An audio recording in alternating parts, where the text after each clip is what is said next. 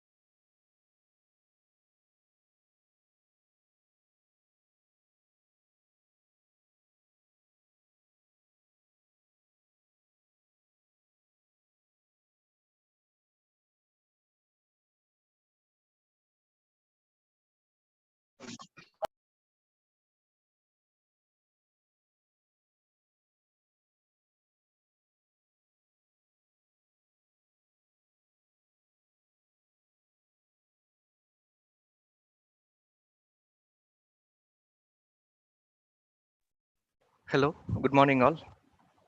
Welcome to ANCIT webinar. Am I audible? Yes. Yeah. So the session will start by 9:45. So we'll wait for some more minutes.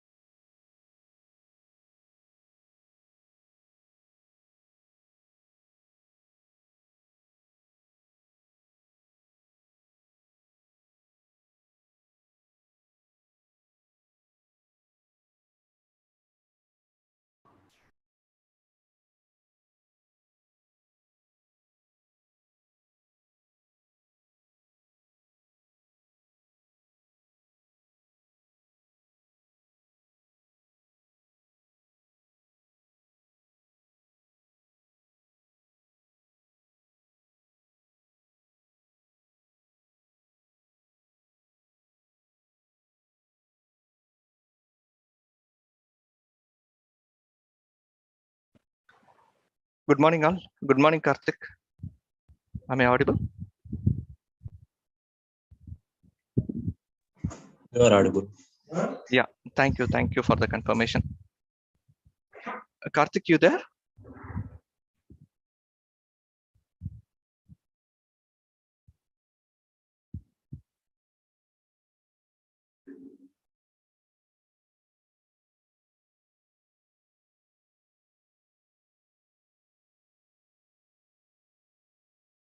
Yeah, you are audible.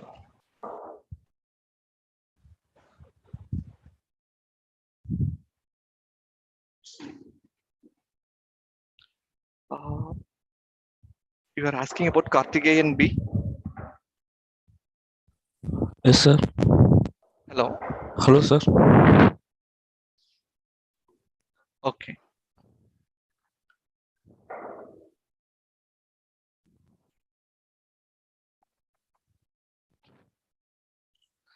Hello, sir. It's audible.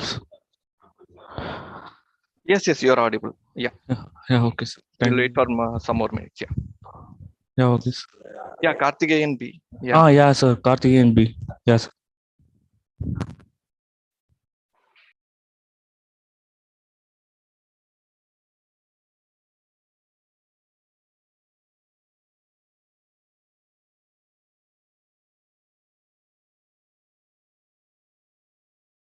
yeah, yeah. You can mute. Yeah, you can mute. Yeah,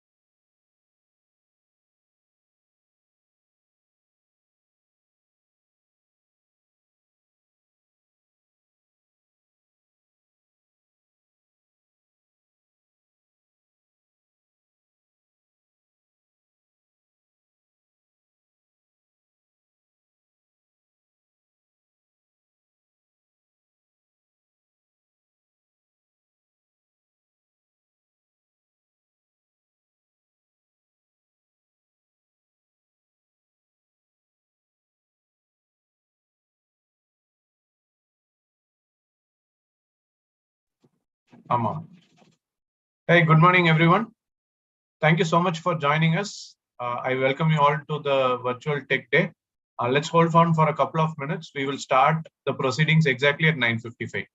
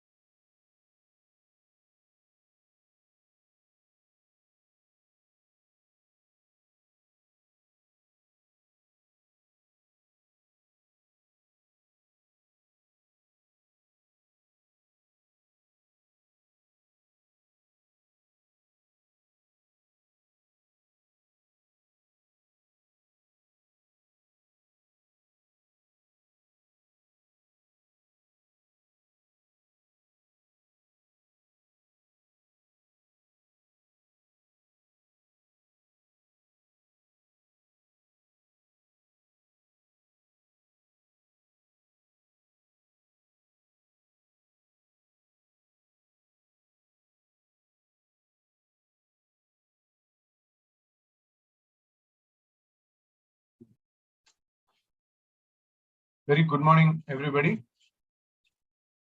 We will start the session in a minute.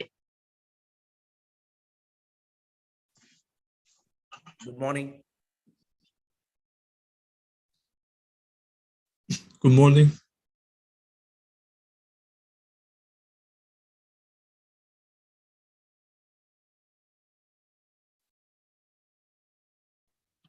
Good morning, ladies and gentlemen.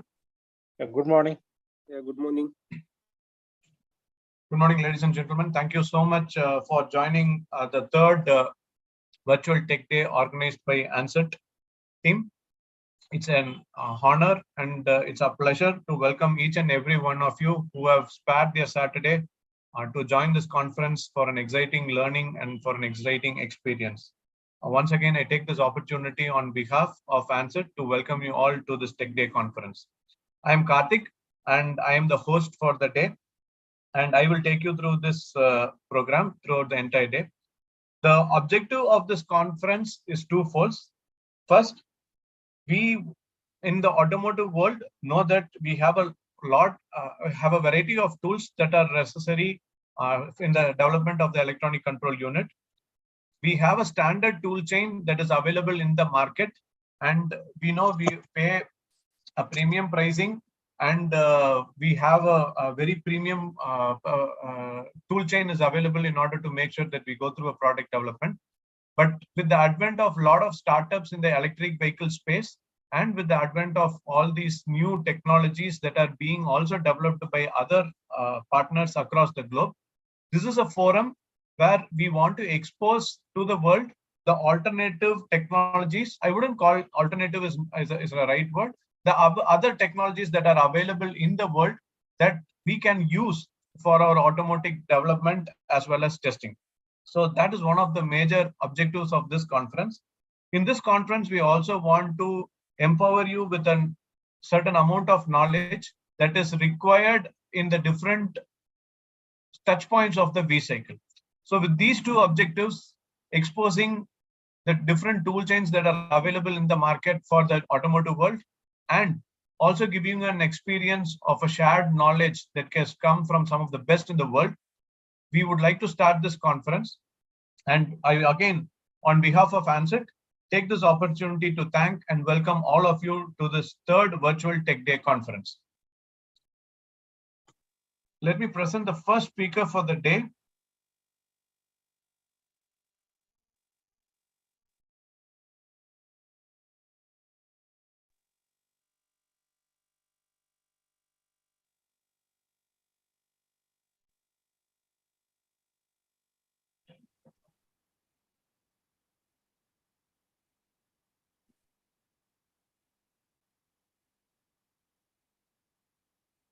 The first speaker for the day is Mr. Leo Lee. Mr. Leo Lee represents TOSUN Technologies. TOSUN Technologies is a service providing company which works in various points in the V-cycle, including calibration, UDS, and automotive network analysis. They majorly work on protocols like, say, CAN, CAN-FD, LIN, and FlexRay. So Leo has worked in this automotive and semiconductor industry for 5 years. And he's also been a consultant in various organizations as an automotive and semiconductor consultant. He's currently the sales director of TOSUN Technologies. And he's involved in like a lot of pre-sales, technical consulting, and after-sales support. So it is a pleasure to have you, Mr. Leo Lee, on this Virtual Tech Day. Thank you for joining us, and over to you. Okay, so thanks for having us here today. Leo? Can you hear me? Hello? Yes, you are audible. Yes, you are audible, Leo. Okay, can I share my screen first?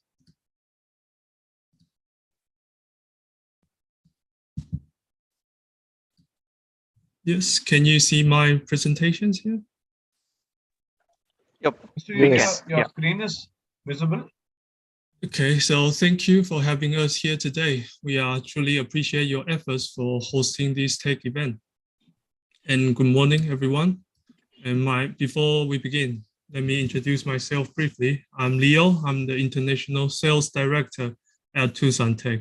And today I'm going to talk about a low-cost automotive network test, analyze, and simulation solutions from us. We now have software and hardware that supports Lean, CAN, CAN-FD, and FlexRay, and we will support the Ethernet solution soon. These presentations begin with quick introductions of Tuson, and then I will go on to highlight the hardware and software features that may catch your interest. And at the end, we will be sharing some news about the partnership with India partners and the training program from us.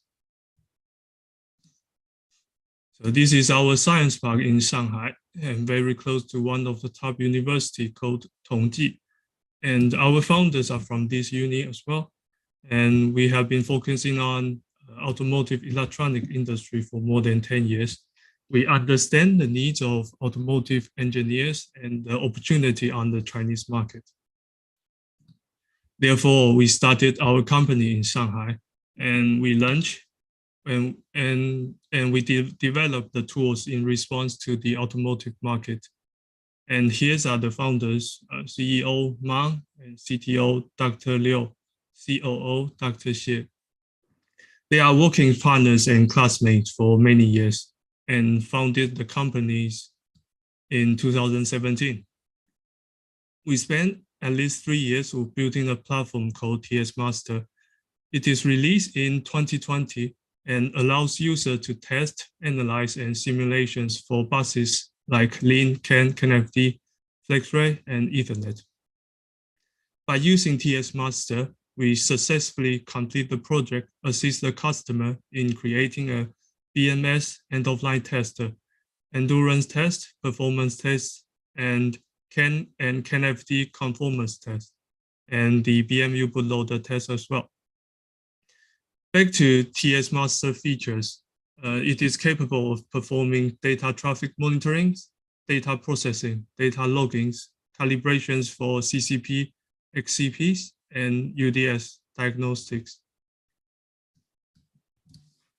And we engage with automotive factories. Here is the OEM. We work in China. You may be familiar with Geely's Autos, BYD, or SEC Motors, and many others as well. We also work with tier 1 company like Bosch, Continental's Automotive, UAES, or CATL, or Huawei, and others as well. And here is our chip supplier. They also have the MCU for CAN, CAN-FD, and Lean. So we work together to develop more successful test systems with them as well. And we currently have more than 5,000 companies using TS Master and over 20,000 download time. And our TS Master is very stable, so that a Chinese company has thousands of employees use TS Master at work every day. And now we have 6 branch offices, 5 in China, 1 in Germany. And with the visions of engineer everything, Tuson aim to deliver originals and inventive solutions to engineering challenge encountered in any field. Our commitment is to provide dependence products, outstanding service, and competitive price. The goal for us is to build the tools that can cover the entire industry chain.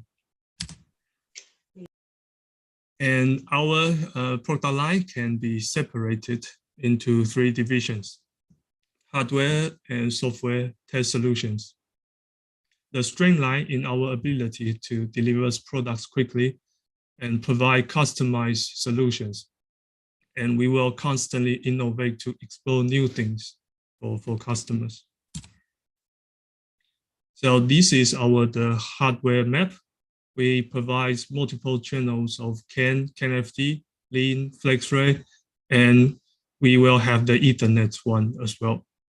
And right now, the Ethernet one, we have the media converter is available.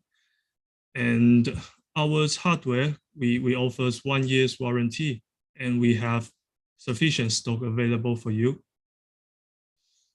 And the performance of this hardware can reach 1 microsecond levels of accuracy and avoids you to lose the data frame as well. And you don't have to install the driver on Windows operating system. And every channel has the isolated protections. And last part, the interest part is our hardware have software configurable resistance. You can switch on and off on TS Master for each hardware. And the TS Master provides a comprehensive set of features that enable the user to quickly and easily build your test idea. You can do data traffic analysis, build the test systems, and design a graphical or operational panels, log in your message, play back your trace files, and we can do CAN remaining bar simulations, CCP, XCP calibrations, and UDS. And I will provide more details about each features in the following slide. And right here, we have the GitHub website. You can download the TS Master from GitHub and ask any questions on the form. So yes, and if you guys are free, you can go there and download it. The software license is bounded with Tusun's hardware. Unfortunately, this feature is not yet available for third-party tools. So if you need to use calibrations and UDS, you may need to use our hardware plus the license. The listed price for CCP or XCP is around $3,000 and no future cost will be added. And right now, the UDS features for import the ODX or CDT file or DVAR files import to TS Master is not yet available, but it will be for this year. So for UDS features, you will just need the hardware from Tuson, so you can use it on TS Master. And the rest of the license, I will talk it later in this presentation. So the majority of our business is associated with TS Master, and 90% of functions are free. And if you use Tusun's hardware and software in combination, you may save at least 70% of cost reductions compared to the best player in the market. And it helps you to reduce the testing cost, and the products have been designed for easy use. The learning period is short, so you won't struggle for too long. And it is compatible with multi-brand company and supports multi-language. So, and TS Master can integrate with Visual Studio, C#, C++, and Tusun's mini program and many platforms.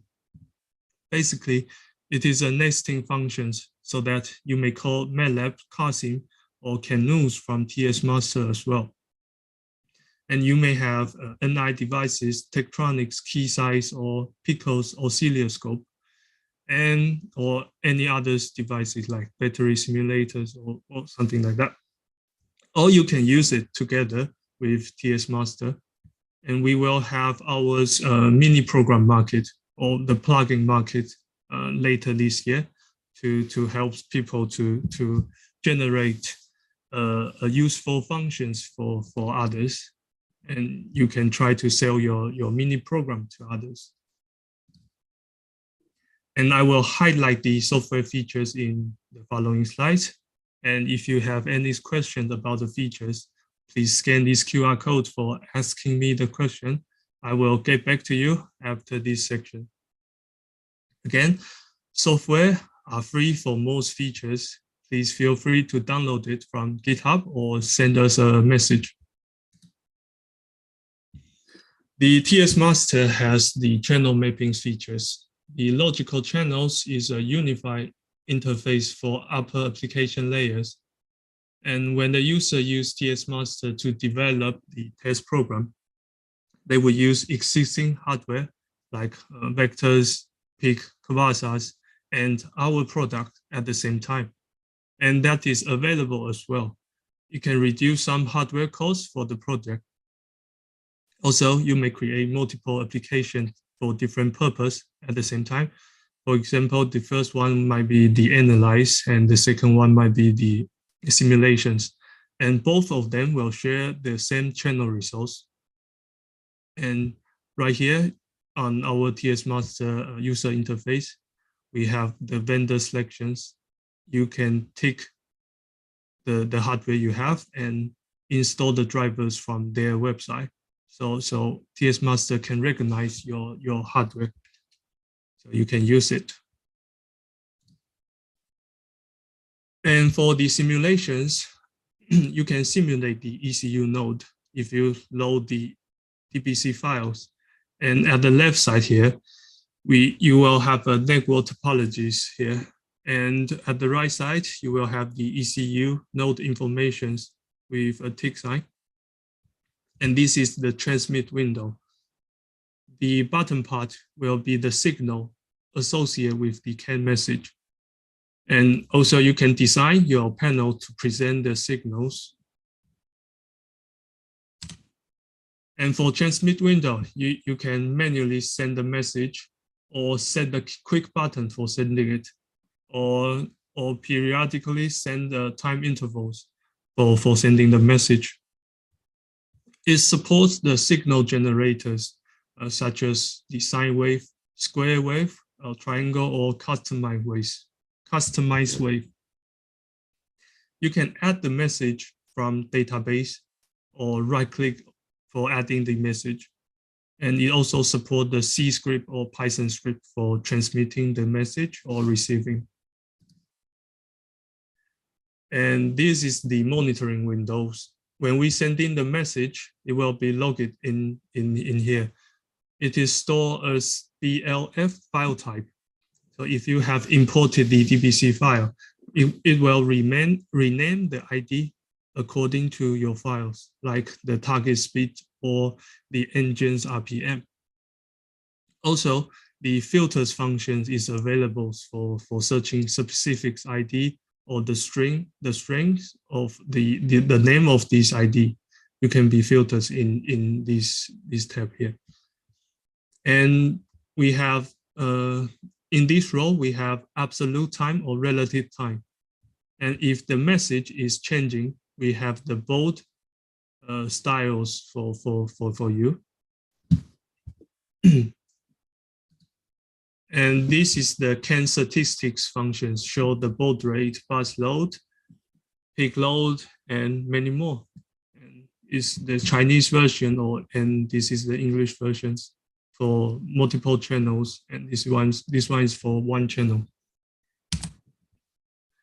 And the database support DBC files for CAN, CANFD, LDF file for Lean, AR XML, XML for FlexRail Ethernet.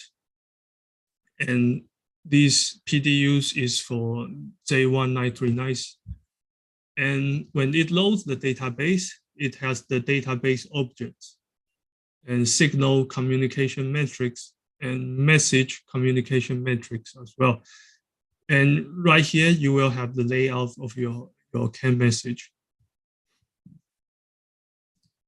And we have the database management for C language. This approach essentially provides a parsing and injection mechanism for the set of DBC information, so that it is not completely tied to the database. And it can be used flexibly. For example, with the set data information, you can inject any message into the signal and then send a message. Therefore, this method can be used to resolve signals easily if the IDs of received packets are not matched in the database. So here is a quick example of inject a signal from database information with the database information. So I just right-click the message and generate a C script, and it will show the raw message or database message, or even for RBS. and we can copy that code into our C script editors and doing further processing. Okay, when we are doing signal analysis, we usually need to monitoring specific data like here, or doing some graphic observations.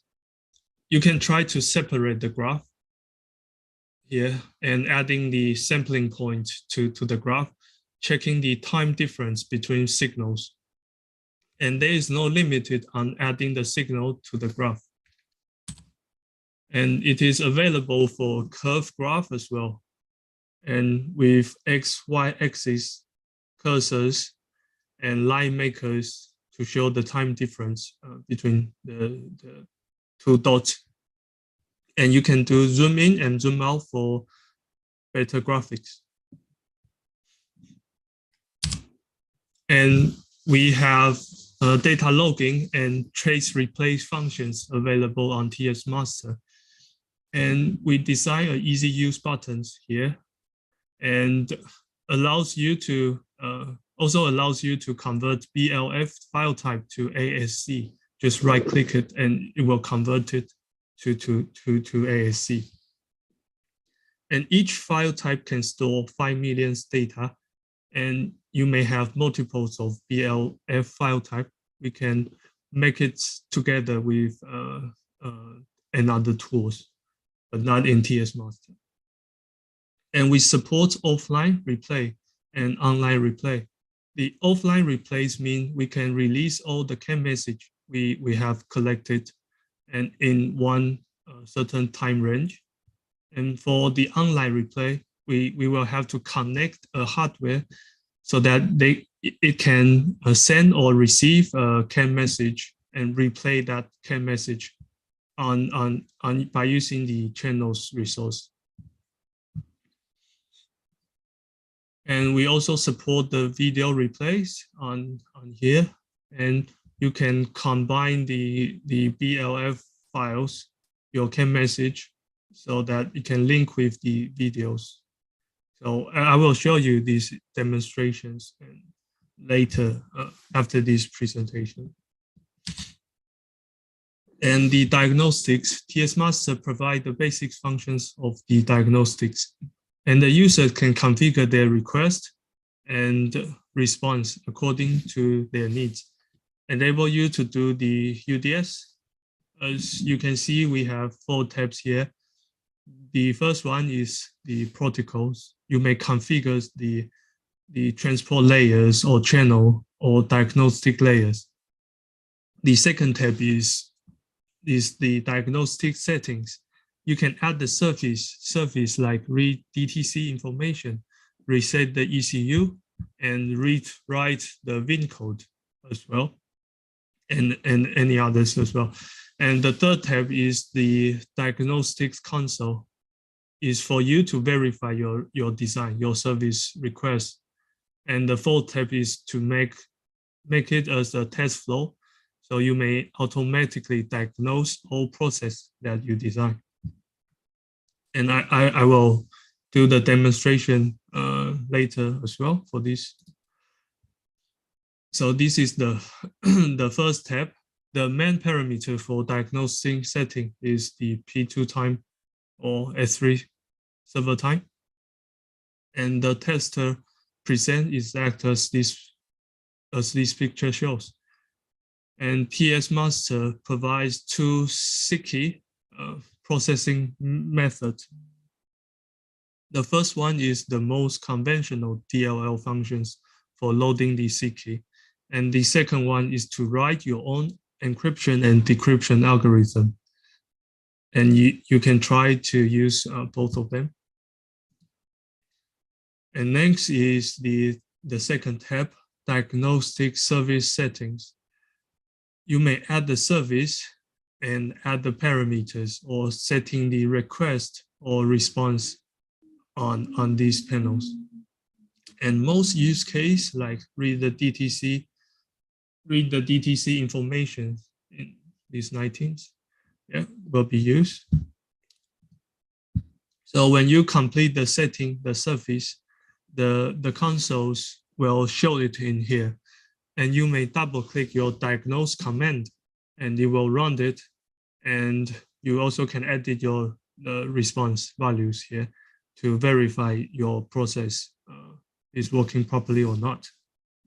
So these enable you to do a classic application flash bootloader test.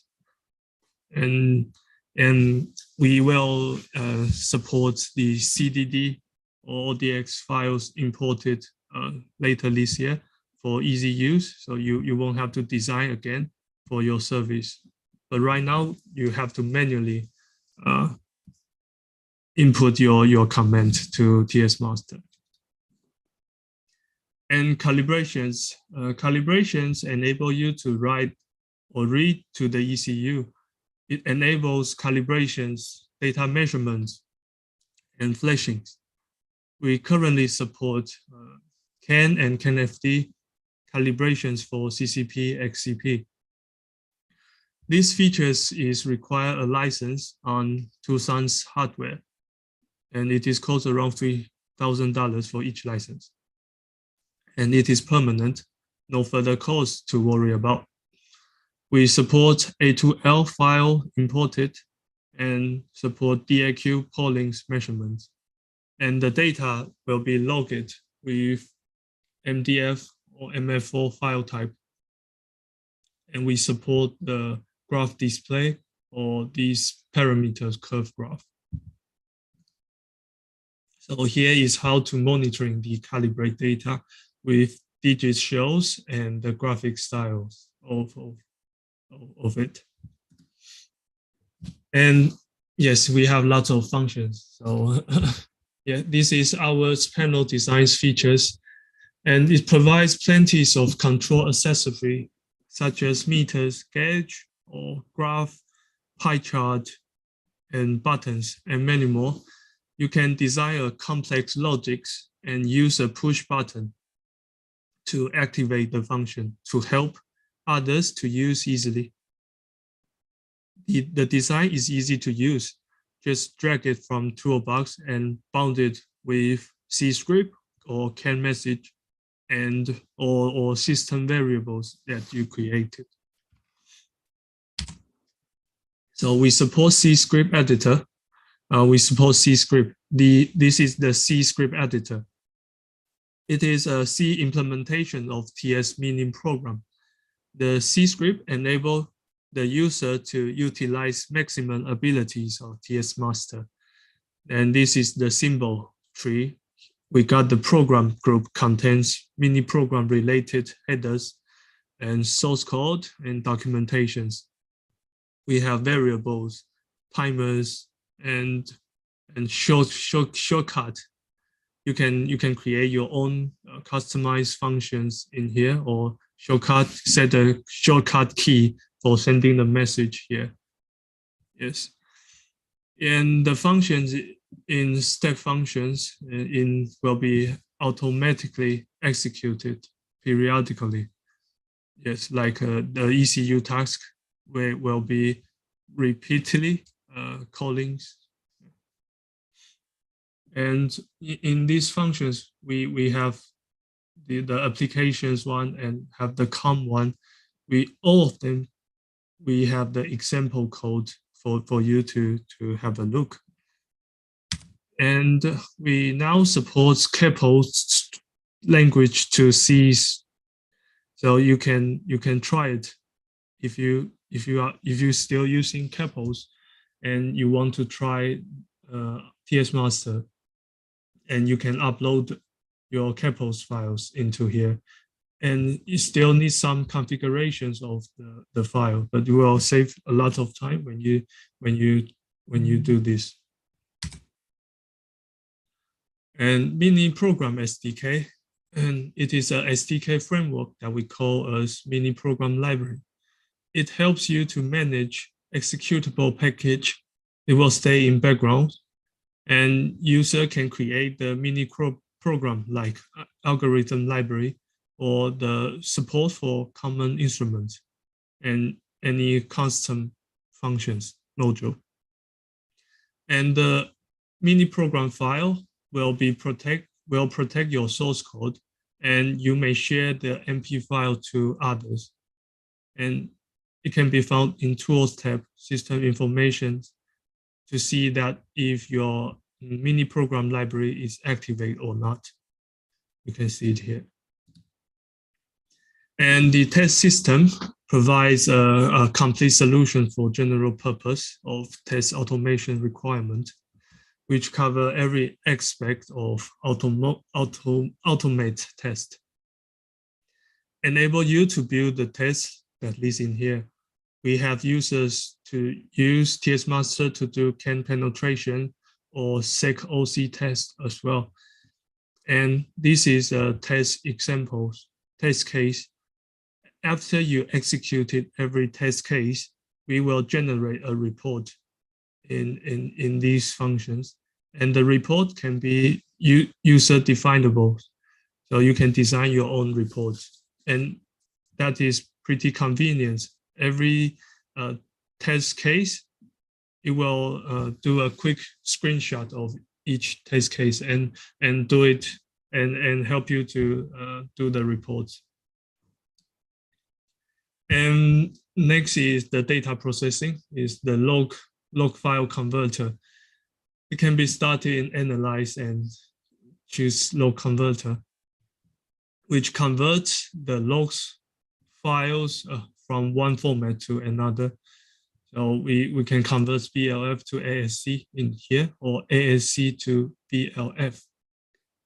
And if you want to convert to MET file, it requires a DBC files in here.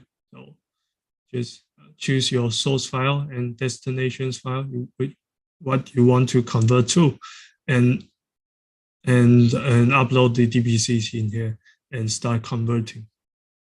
And these are all free. And next is the conversions file for database, and it's called Automotive File Converter. It's used to convert database from one format to another. And these windows can be opened from here. We will have more conversions file type in the future. And right now you can drag it like the DBC files into this window and export to any things like this in here. And the automation process, it provides a graphic style of modeling the automation process, allows user to build a test flow, then start programming each steps. You can do signal processing in here, or if-else statements, or switch functions here, or call the mini program, or doing the RBS test, and other things as well. It's just a test flow that you can create. And the UDS embedded code generation, and this feature is still under development. The purpose of these features is to create a general CAN bus transfer layer code, which is written with reference to this standard. And we will have support more platform or more chips models in the futures for these modules. So the MCU company can do UDS for their MCUs as well. And encrypted functions is the internal module. It can encrypt the internal module of the project. You may encrypt the CAN-LIN database or system variable manager, and maybe transmit functions. User will have to enter the right password to open it. And this is useful for different department and company to cooperate with each other. So the confidential information can be used, but not revealing it. So the publishment is the 8th builder. This feature is to use for publish the applications that you may only want to reveal certain source functions. So if you just want to open the analyze functions for your customer, then you can just click visibles for them or hide it. And for example, you only want staff to use the operational panel, So the rest of the function is hiding for them. So that is possible for this app builder. And the window host functions enables users to manage multiple applications just within the TS master user interface. And this is auto start and stop color example. And you may find these functions from tools, application host, and settings. And you have to enter the right path of your executable application, and it will run your applications within TS master. And yes, and I will do a quick demonstrations of the TS master, then come back to these presentations. Okay. Yeah. So I have a test demos.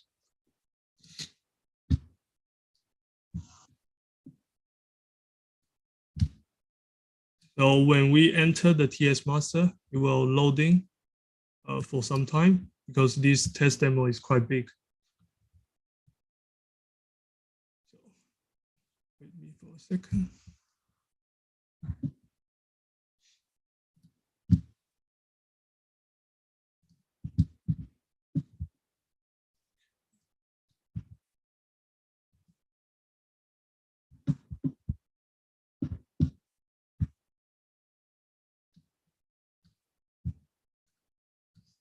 Let me change my screen.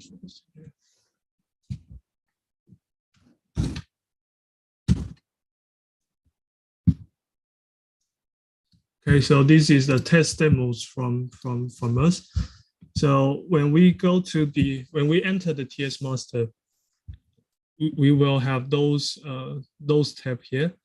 And the first time you enter, it's good to go to the help sections and to see the software manual. And we provide software SDK or API examples in here as well. And click the about.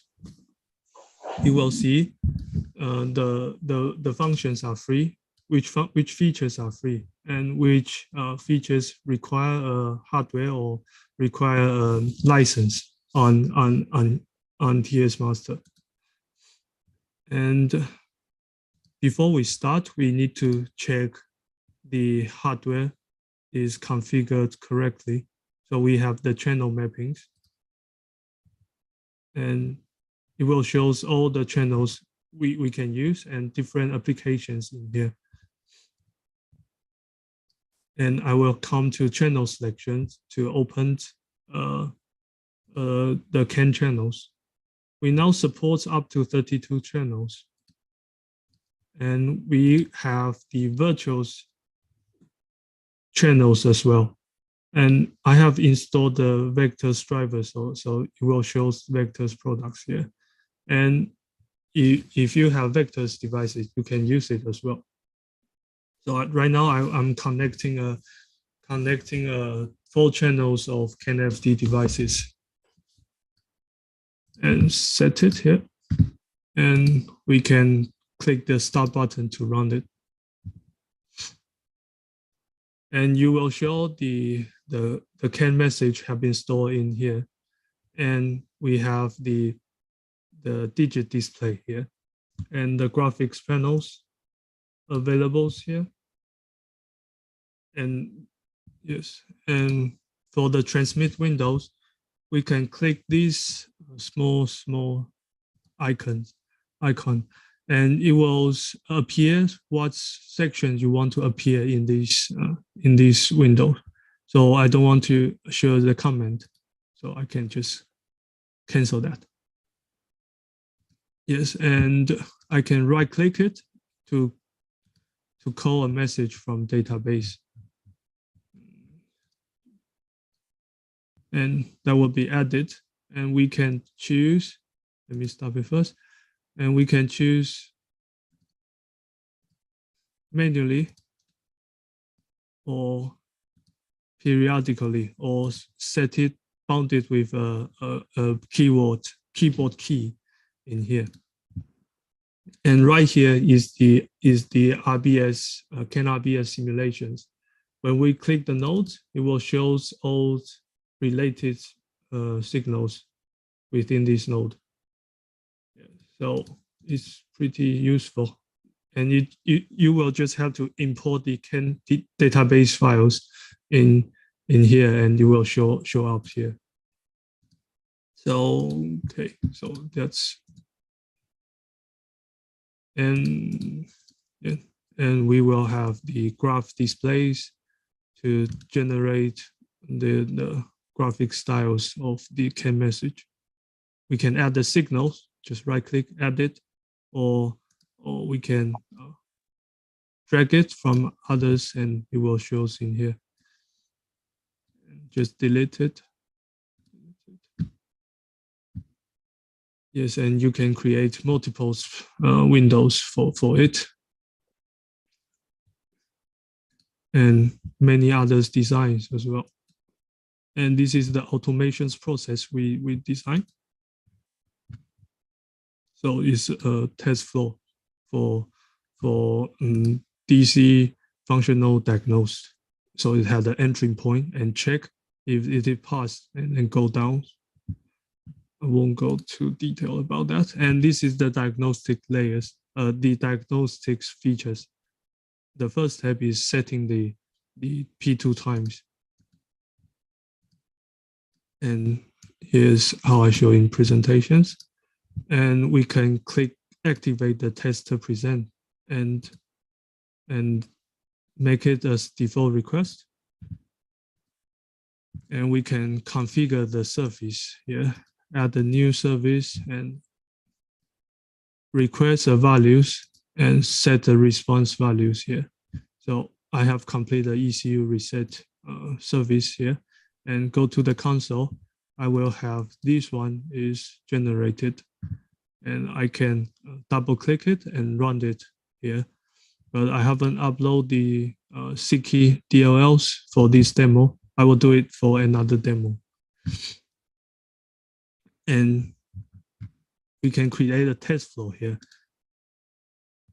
Right click, add the new group and add a new test flow and start programming start adding the test flow. But there is a unlock and lock button. You have to change to unlock button and create a test. So this is a normal test that did not contain anything.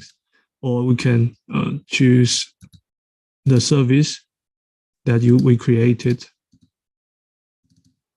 And we can start the test. And once we run it, it will show it passes or fails in here. And I will do it later. And we also can choose when it fails, it should continue or stop or retry how many times. And I think this feature is easy to use. And right now you still have to manually add the service in here. And for the calibrated data, we have we support CCP, XCPs here, and we now have CAN or CAN-FD, but you can only choose CAN, but it will support CAN-FD here as well.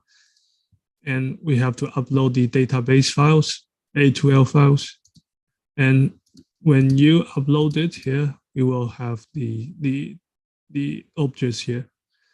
And we can right click it to add it to simulations or graphics or the parameters curve graph. Yeah, and the protocols, you will have to follow the settings. And we can choose the ID type to extended one or standard FD or extended FD. And the byte order, you can choose Motorola or Intel. And for the DAQ settings, we have dynamics and statics functions to choose. And you can create an event for the test.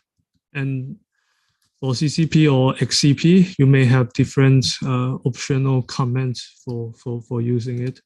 So you may check it here. And for the memory part, we have checksum methods, and we support different file type, like hex files, S19, and .mult files available for you.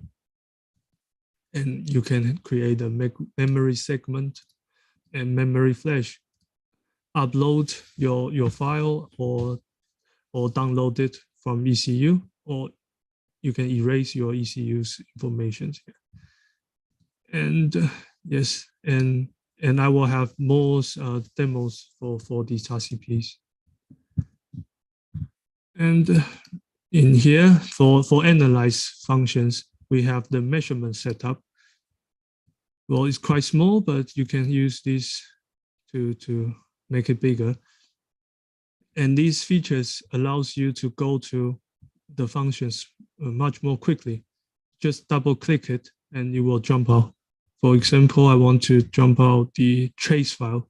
I just double click it and it will show the trace files we have. So we won't have to go to here and find it, and that will take some time. So you can come to measurement setup and quickly find it. And also we can do some filters functions in here. So when I let me create graphics. So when I want to filter the CAN message, I can put it after this, and between it I can add the filters functions, and only subsuffix ID can pass.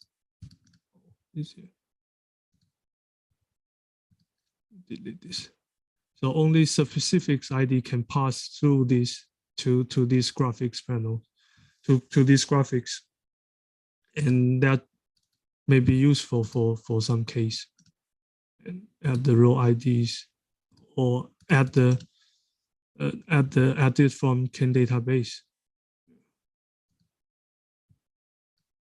So only this message can be passed through this. So this is the measurement setup. And yes, and so our hardware supports those. And for the panels, we can design multiples of panels. And I will do a quick demonstration of how to do a toolbox. So drag it from here, and we have to set it.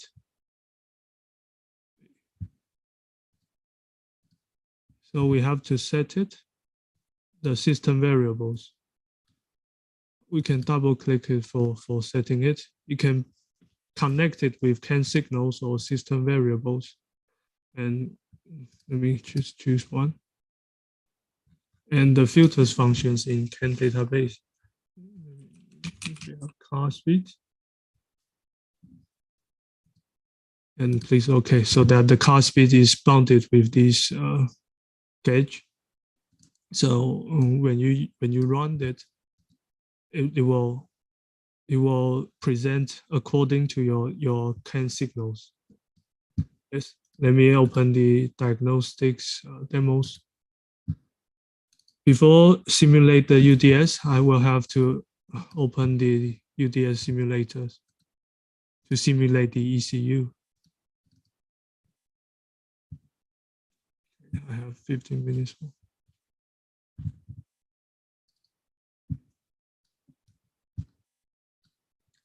And I will have to configure the devices.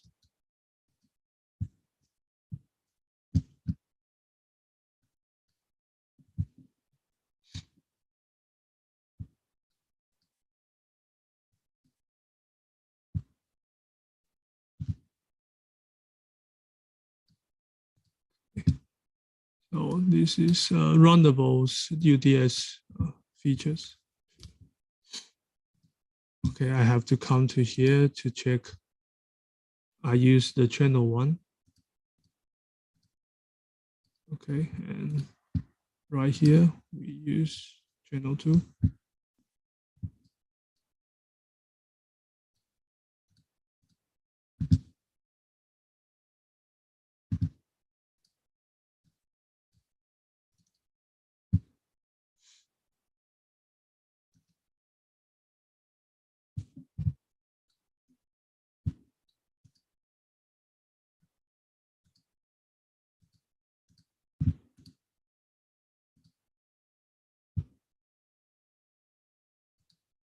No 2. Okay.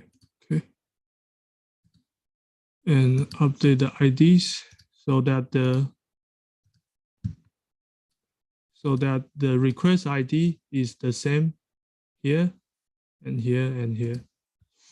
And right now I can start the UDS features.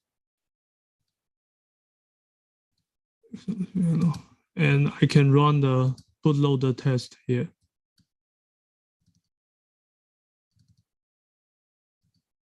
So it will give you the response of the testing result. And yes. So if I edited one of the response, so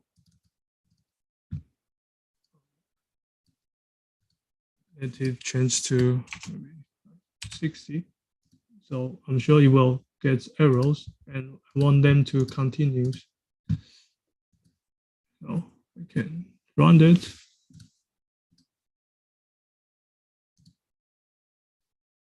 And start. So you have shows the fails in these sections. And we can come here and have a look on this. And that's how we do flash bootloader test. And yes, those services we have created already is in here. And the diagnostic console also shows the request and response in here. So it's pretty convenient for you to build the test flows in these automatic diagnosed sections. And those are right now are free for you to use, but you will have to use TS Master hardware for using these features that I demonstrate here. Yeah, so this is the UDS. Let me do the XCP. So I have to initialize XCP simulators here and open the XCP files.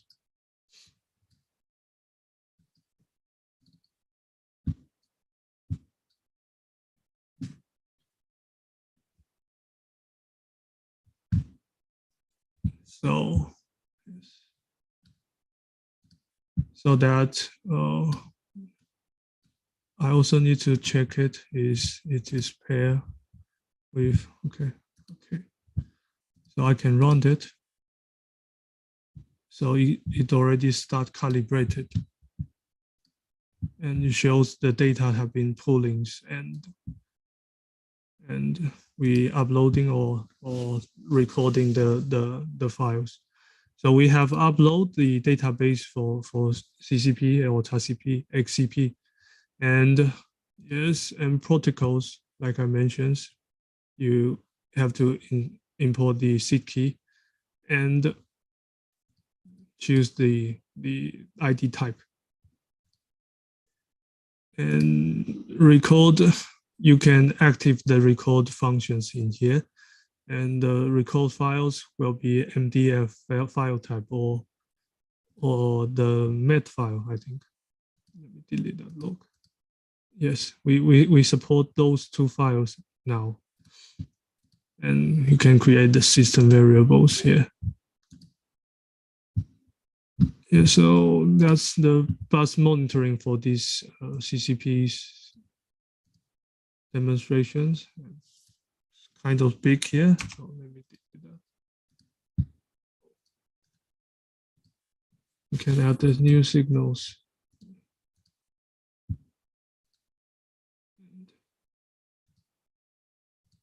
Oh, I can't change here.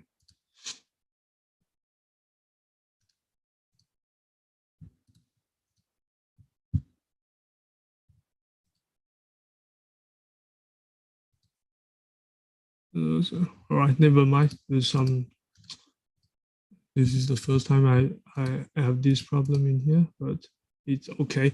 So when we want to show the parameter curve, we can go to simulations and add it here. We will come to the calibrations managers here and find the database object. For example, we may find the maps and add it to the parameter curve. We may add more so we can look. And right now we can run it.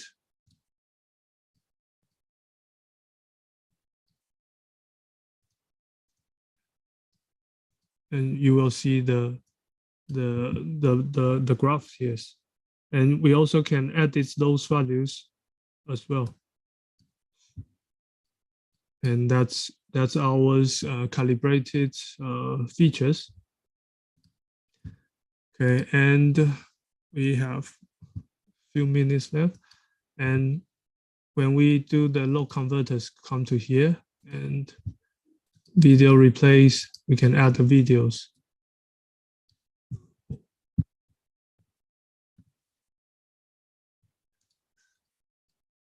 Let me create a quick one, it will be easier. So when we create a new project, we can click it and it will show up here and create a new project. And in this page, it will direct you to what you want to use. And right now we may use CAN bus measurements. And we use the temporary directory.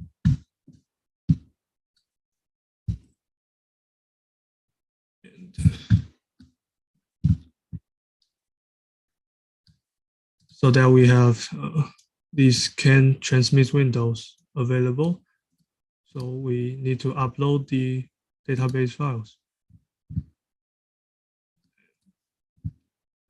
So I just upload one CAN-FD power trends, and I can edit the ABS data and transmit it with periodically. Okay, send it. Okay, it's give me the errors because I'm using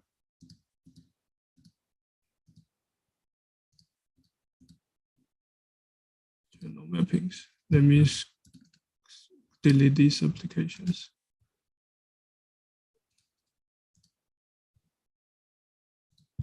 And let me use that measurements with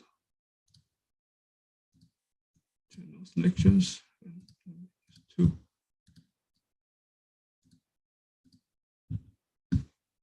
So it works. Okay, and we can add the values.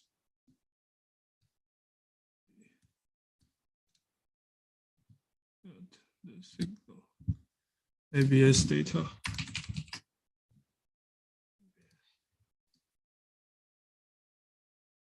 Okay, I have to stop it and import that.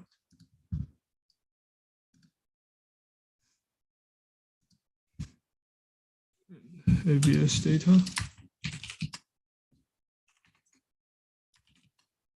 Data.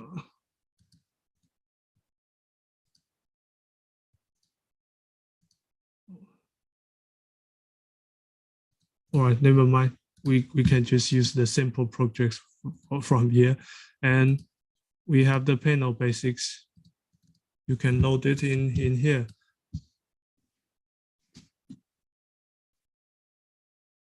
So you can see lots of control accessories.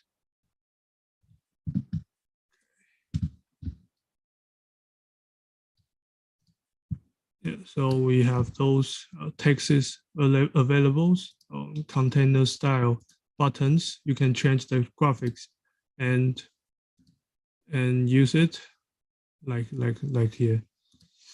And we can use the scroll bar to change the speed, engine speed, and change the gears, and also send the message for this. Let me quick trace file. Trace file. And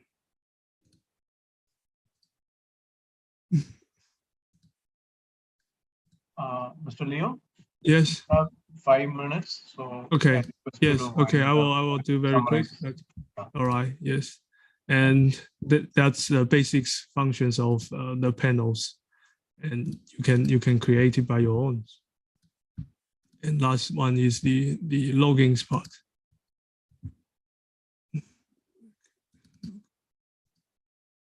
Have to stop it first. And loggings,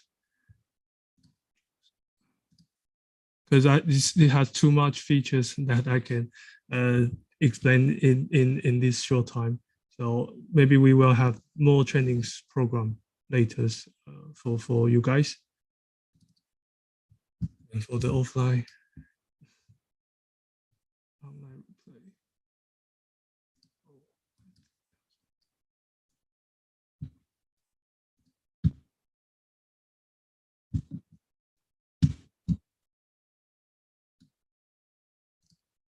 replay. So this is the online replay.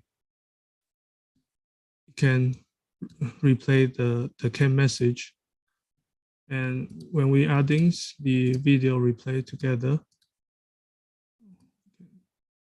just upload it.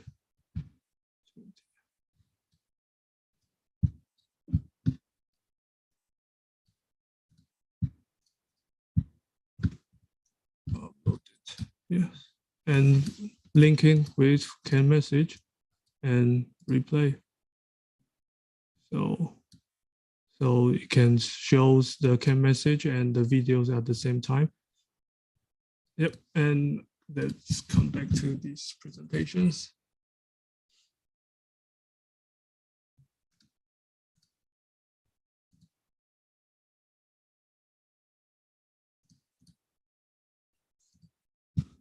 So, and we would really thanks for ANCIT to being our partners in India's market. And I would like to thank you for being such a great partner and for having inspiring visions for India market or for these corporations. And they have more experience like in automotive field and familiar with canoes or capos. And we will work together with them to providing TS Master training program. And right now you may purchase the hardware of or try out the software as well. And our training program will be released in next month for English tutorials and start from scratch, from basics to building a project. And we'll cover those topics in this training program. And we will share some news about the updating features on through these platforms. And this is our WhatsApp group. So if you have any questions about the TS Master or the features you want to add this, or you want to contribute to TS Master, you can come to WhatsApp group and talk to me. And if you are interested with our solutions, please visit us in this place. And this is our sales map. We now have the Amazon e-commerce worldwide. You can purchase from Amazon as well and purchase from distributor, and you may receive discounts from ANCIT as well. And thank you for all your attentions and giving us this opportunity for demonstrating our solutions. And I appreciate your time and the feedbacks you can send to us through this Google Docs form. And thank you, Karthik. And that's it for today's from Tuson. And thank you. Thank you, Leo. Thank you so much for joining us. Thank you for the extensive presentation that you walked us through the tool. You had given us a detailed introduction on how to start using the tool. Really appreciate your time and effort. And I was like, say, really happy to hear some words like, say, this is a permanent license, not a recurring license, and certain things for free, certain integration with Keppel happen seamlessly. So all those things were something that were some very encouraging words for the automotive market. I'm sure some of these tools will help to reduce the cost of testing in the software development lifecycle of the ECU. Okay. Yes. So thank you so much, Leo. Team, if you have any questions to Mr. Leo, you can write to him directly on his email. You can also write to him on the WhatsApp group. We will share more details about this over an email for all the registrants of the conference. We will share it with you on an email. Yeah? Okay. Thank you once again, Tuson, and thanks you once again, Leo. Thank you. Gentlemen, so let's move on to the second session of the virtual tech day. So for the second session, we have somebody very interesting, and more than somebody interesting, these are two buzzwords that are, like, say, rocking the automotive industry in the current context. Two buzzwords are namely safety and functional safety and security. Okay, so these two buzzwords have been rocking the automotive industry. And I'm sure we would like to know more about these two words. Just give me one moment. I'm trying to present my screen.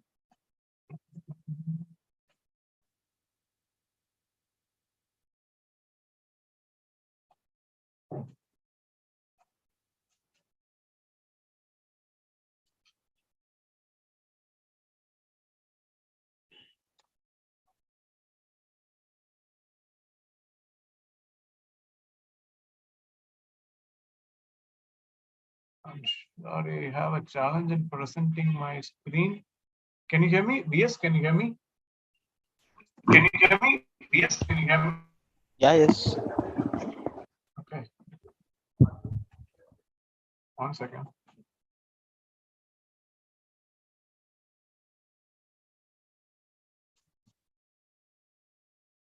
Yeah, your screen is visible. Yeah, thank you.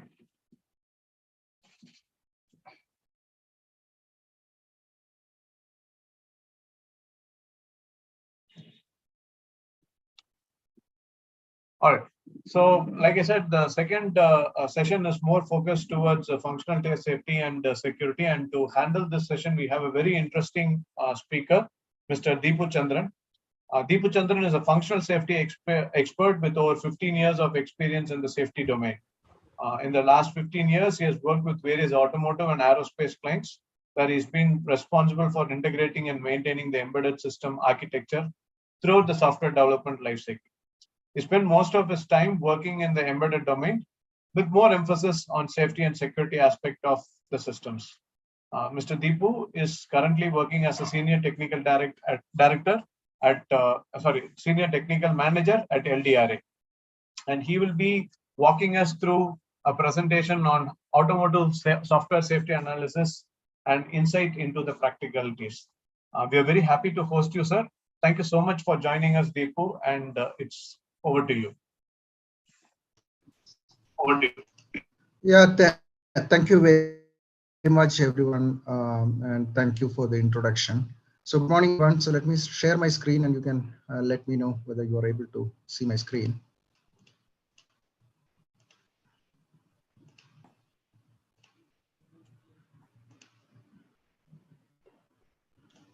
Yes, Deepu, we can see your screen. Yes, Deepu, we can see your screen. Okay, thank you. So good morning, everyone. So the topic what I am going to present today is on software safety analysis for critical application development. So I know that most of the participants who are here, they might have a huge amount of experience on automotive domain, and many people may be following ISO 26262 guidelines. But always it is a dilemma that what exactly we need to do when we deal with software safety analysis. So my session is going to cover the details about why do we need to do software safety analysis, how we can do it, what additional activities we need to do in addition to the verification activities we generally perform with respect to ISO 26262. So these are the things I will be discussing, and also how the tools can help you to perform these analysis, which saves considerably huge amount of time, labor, and cost. So before getting into the session details, I would like to introduce my company. I am working at LDRA. LDRA is one of the oldest company in the field of verification and validation. So we are providing testing tools, certified testing tools according to the process guidelines. So you can see that IEC 61508 for industrial application, EN 50128 for automotive applications, ISO 26262 for, sorry, EN 50128 is for rail applications, and ISO 26262 is for automotive applications. And the medical devices which are developed according to IEC 62304, and the process industry who follows IEC 60880. So the tool has been certified for using in critical projects up to highest safety integrity level. For example, in automotive, it is ASIL level D. So we are not only a tools company who has been providing tools for critical application testing for the last 45 years. We are also actively participating in a lot of standard committees, including the process standards as well as coding standards. So few of them are the DO-178C standard committees, basically for software considerations in airborne systems. And we have also actively participated in the second edition of ISO 26262, which is published in 2018. And we are fortunate enough to have the chairmans of both Mr.C and C++ committee working with us. And we are also actively involved in the CERT committees for enhancing the C language rules and recommendations, as well as the C++ rules and recommendations provided by the CERT. So with this expertise and pedigree, we also offer training courses on Mr.C, Mr.C++, as well as on process standards like ISO 26262, EN 50128, IEC 61508, and on generic verification and validation techniques, methods, and activities. So here is a glance of my presentation content. So we will be initially touching on a little bit about automotive software, the complexity of today's software, and what we are striving to achieve in the next 10 to 15 years. And what is the role of safety there? Because all of us are talking about system safety, and most of the times the system safety is implemented with a lot of functionalities which are being added in the software as well. For example, the hardware diagnostics, usually the hardware diagnostics, you can do it through software. So this way there has been a relationship between software and hardware, and many of us are not clear about what are those relationships and how they are coupled together, and what are the coupling factors we need to look at when we are dealing with a safety analysis. And followed by that, I will talk in detail about what is software safety analysis, and why do we need to do it, what exactly the standards are talking about it, and how can we do this software safety analysis. And then we will discuss in detail about the techniques which are applied for software safety analysis. And followed by that, we will also discuss about the verification of safety mechanisms. So safety mechanism is measure for basically overcoming or mitigating the identified risk. So how do we verify the safety mechanism from a software point of view? So that's how we will be discussing the flow of the presentation today. So let's start with the automotive software and safety. So as we know that most of these aspects are very well known today, even at least during the COVID times when they were locked down, we were able to see that even the purchase process was online. So where you were able to book the cars or passenger cars online, and the deliveries were online without visiting a showroom. So we are also trying to achieve autonomous level 5, and many companies has already achieved level 2, level 2.5, and everyone is striving to make sure that they need to achieve autonomous driving level 5. So this is one activity where huge amount of money is being pumped in and a lot of R&Ds are happening. And similarly, nowadays we are getting mobility as a service. So in the future will be like, you don't need to own the car, you don't need to have the risk of having the insurance or maintenance related aspects. So instead of that, whenever you need a specific type of car, you can avail it as a service for a duration of time. So there will be service companies who provide it, and you can take the service based on like how we charge our prepaid mobiles, or how we pay for our prepaid electricity bills. So similar way, you will be able to avail these services. And another thing is like the companies are also hugely investing on data security and protection. The reason is that the embedded systems or ECUs within all these vehicles are increasing in large numbers, and many of these ECUs are getting connected to the external world. The moment they are connected to the external world, definitely there are more risk. So in that scenario, they need to ensure that the application what they are developing for these ECUs, which are connected to the external world, has to exhibit secure properties such as dependability, trustworthiness, as well as resilience. So these are considered as the ideal properties of a secure system. So definitely, so people need to invest on enhancing the data security and protection for these systems.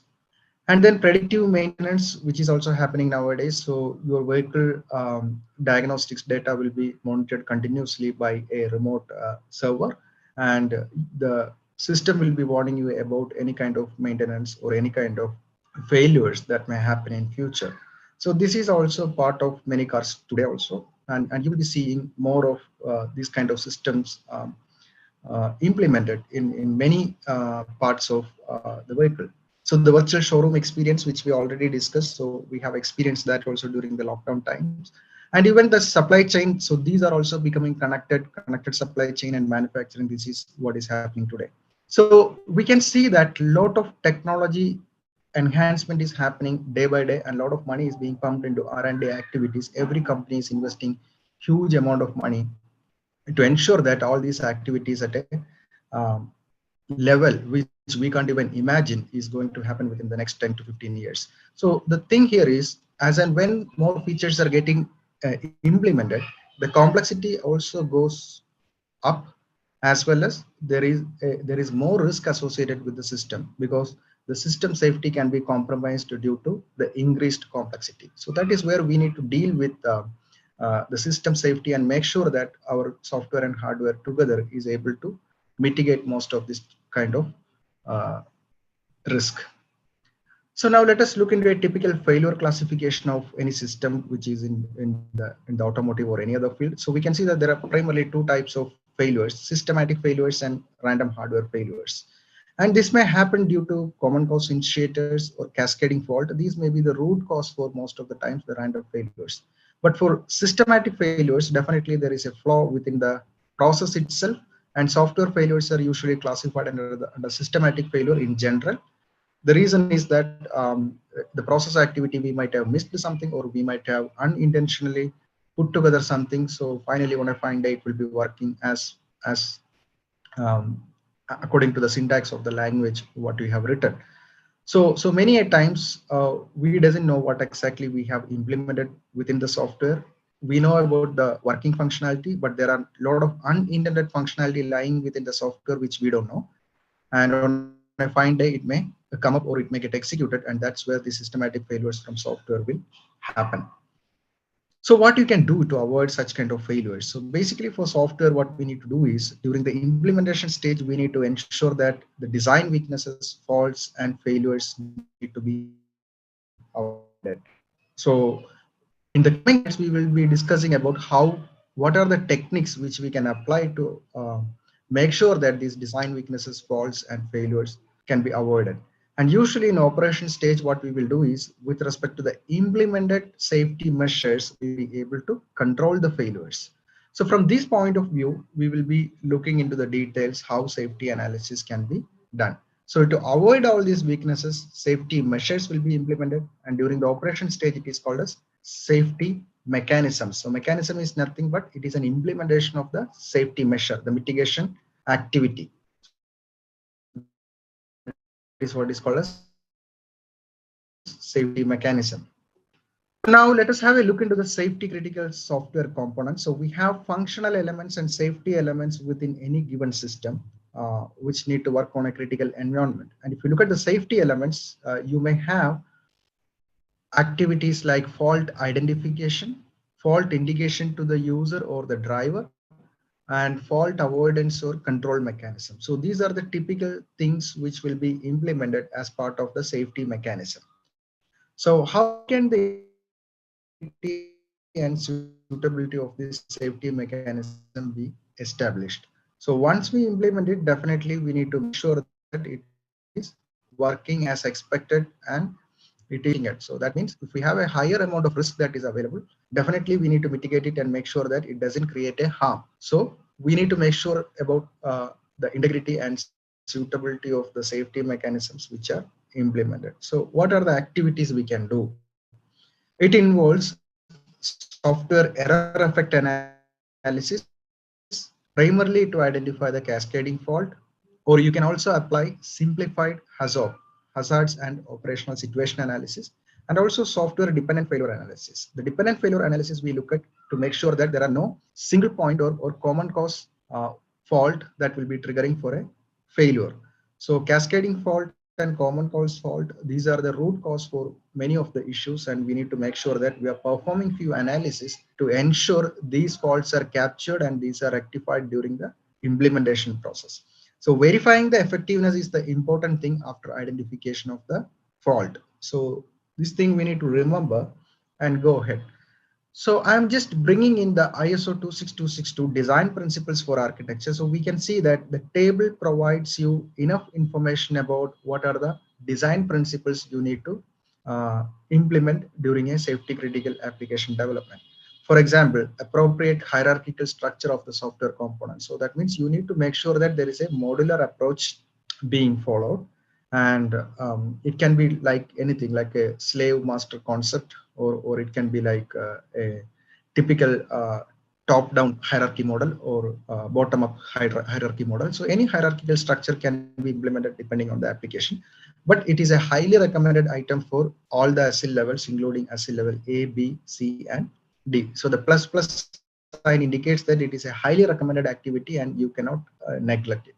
The plus sign indicates that this activity is a recommendation by ISO 26262.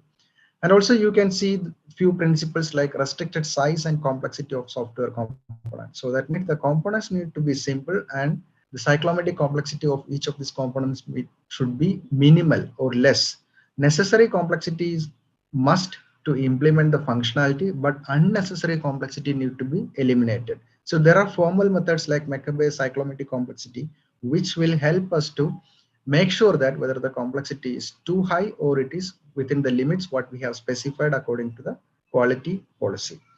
And also restricted size of interfaces, strong cohesion within each software component, loose coupling between software components. So these are inversely proportional matrices. So either you can measure coupling or you can measure cohesion. So coupling is basically how the software components are binded together, the degree at which these software components are binded together. So coupling can be measured with respect to data, as well as it can be measured with respect to control coupling. So control flows and data flows will define whether the software components are loosely coupled or tightly coupled. So definitely you need to ensure that these principles are implemented during the architectural design to ensure that there is loose coupling between the software component.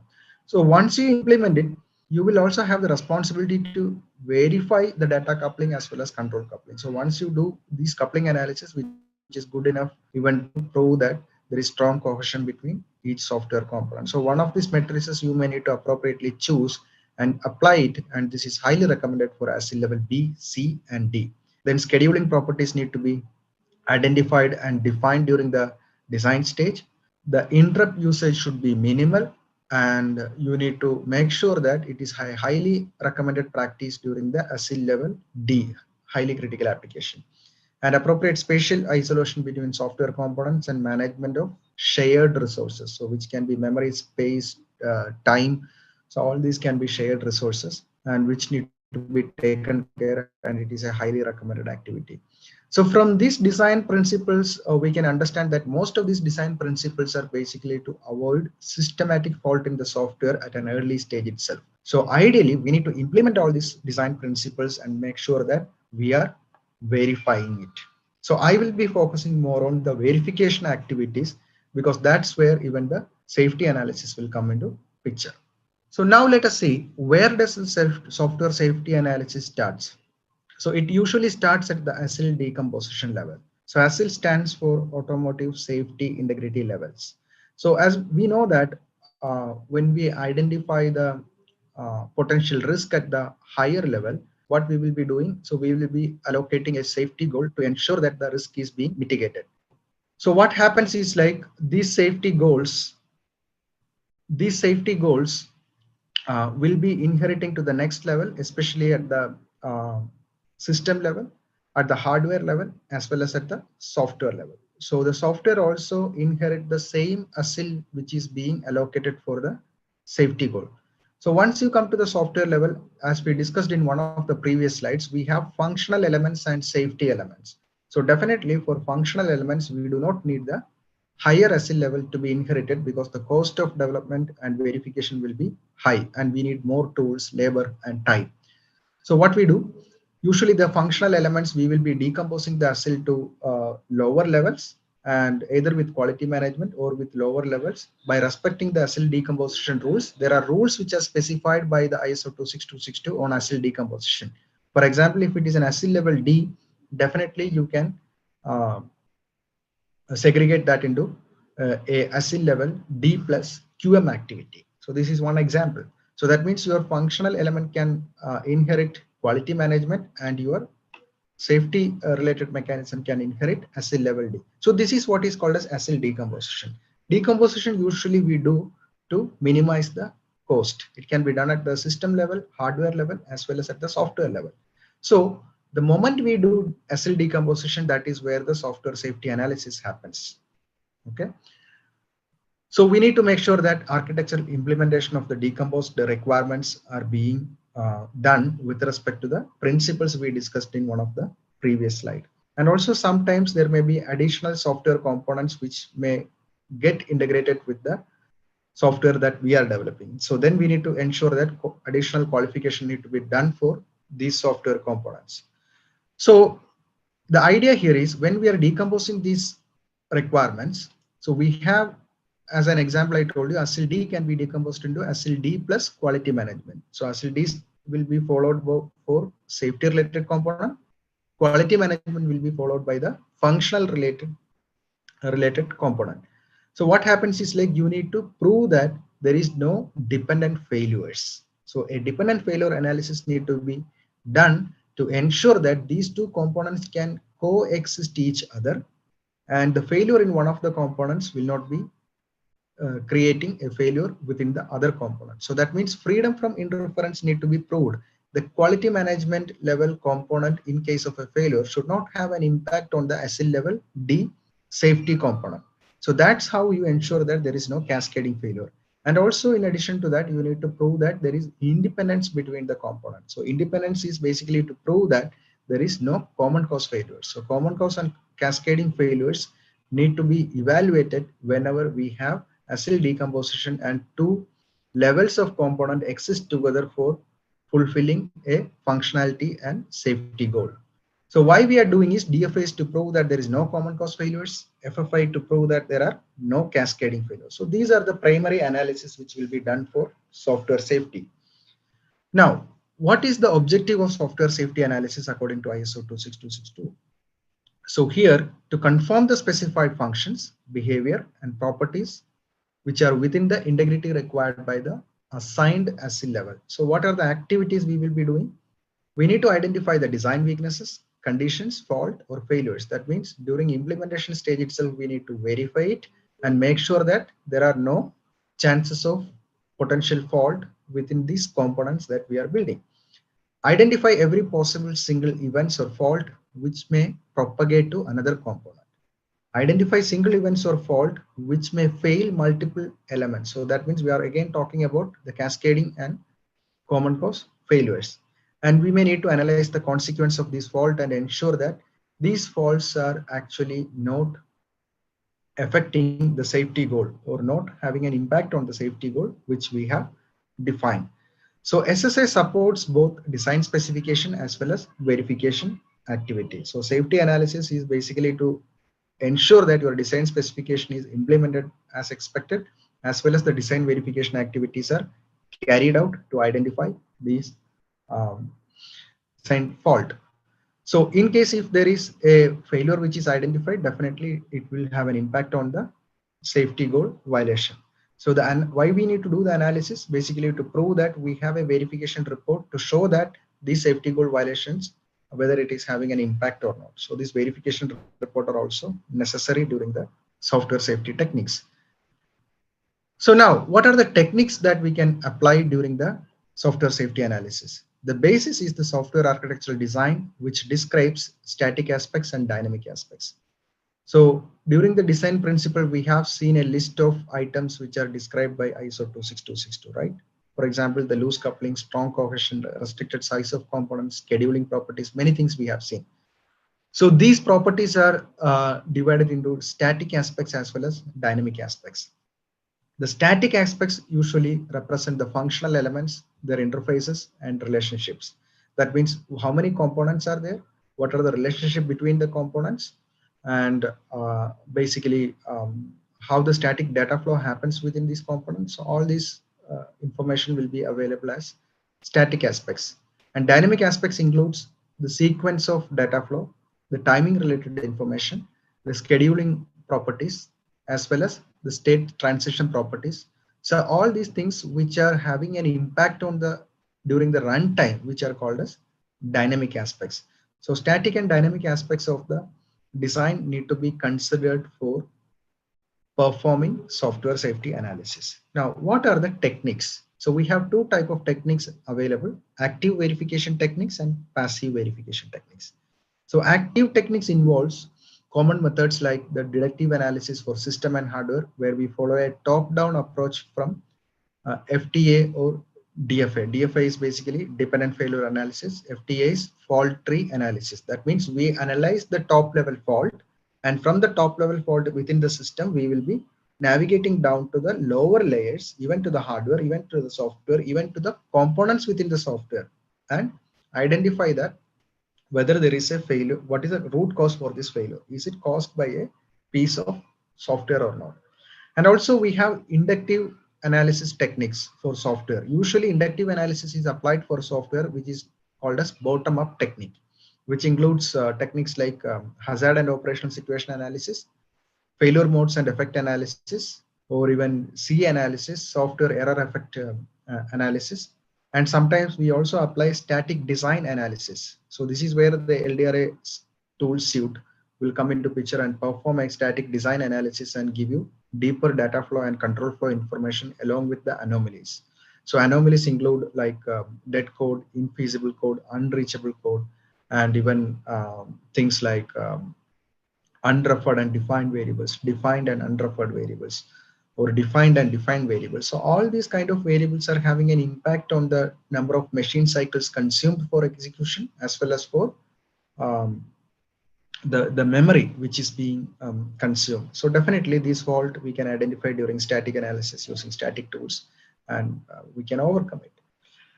And then we have the FFI and DFI techniques, freedom from interference and dependent failure analysis. So these are active verification techniques. And also we have passive verification techniques, which involves informal reviews or walkthroughs. So basically we can do peer reviews where we can informally ask our peer to do the reviews with checklist and define the pass or fail criteria and hand over the results basically to do enhancements in the design.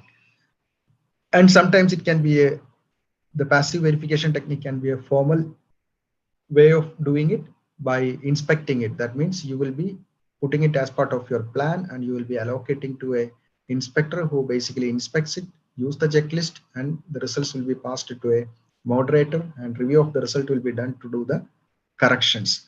So these are the set of primary techniques we will be applying to perform the software safety analysis. So now let us see the details of these techniques. So the HAZOP, FMEA, and C, software error effect analysis, so which is clearly defined in the rail document EN 50128. Okay. So if you look at this one, usually it says about have a table listing with the software component name, the error that need to be considered, the consequences of error at the module level, consequences of error at the system level, the violated safety criterion, error criticality, proposed error detection means, violated criterion if the detection means is implemented, and any residual criticality if the detection means is implemented. That means you need to do a thorough analysis to understand that for each component, what errors can occur and what is the consequence of these errors at the lower level, higher level. Does it have the capability to violate a safety goal? And what is the criticality in case if it is going to do that? Is there any error detection mechanism? Is there any implementation mechanism to safety measure to ensure that these error can be prevented or controlled? So these are the things we will be doing. So an example you can see here, the failure mode is signal conversion has too much delay. So that means it's a clear indication that the signal is delayed. So what is the cause? The root cause is that you have an issue with the scheduling mechanism. So it's a scheduling fault.